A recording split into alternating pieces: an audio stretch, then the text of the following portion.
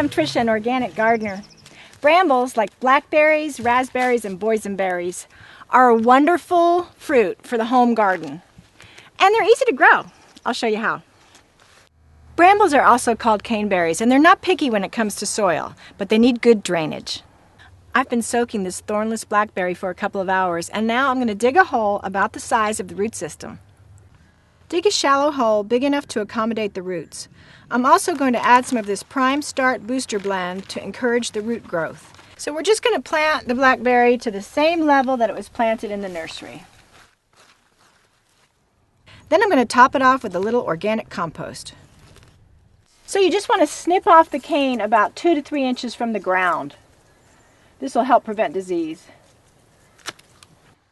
And it's important to prune your berries. You want to prune to prevent disease and to increase yields. And you're going to prune twice a year. Once in the summer before you get the berries, and once after harvest. Blackberries and black raspberries are grown in what we call a hill method, meaning they're grown in a clump next to a post or a fence. Blackberries and black raspberries may have the same color fruit, but they're different.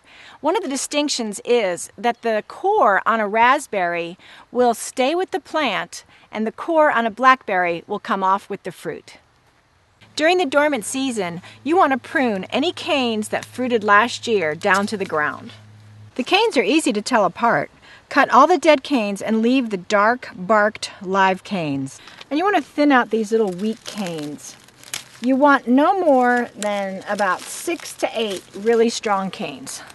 Once you've thinned them out, now you want to just head back the canes about 4 or 5 feet from the ground.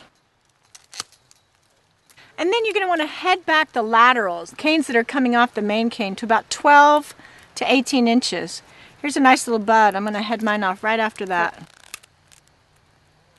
So after you've trimmed back and cut back all your laterals, you're done. Today, we're going to revitalize a sprawling berry patch.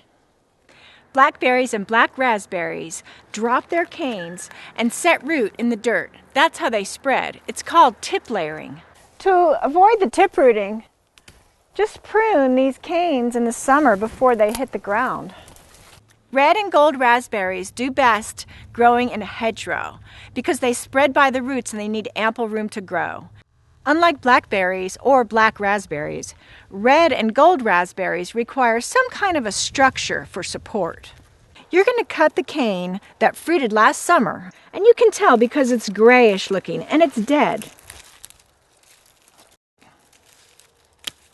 Now that I've cut out all the third-year canes that were dead, I'm going to prune back the rest of the canes to about 15 canes per foot. Leave the healthier, thick canes and prune out the little skinny ones. You're going to try to leave about 4 to 5 inches between each cane. For any canes that have escaped your hedgerow, dig them out. These escape artists that we dug up would be a great gift for a neighbor. And be sure and destroy all of the clippings. They can cause disease if left in the hedgerow. Add some mulch to prevent weed competition and retain moisture.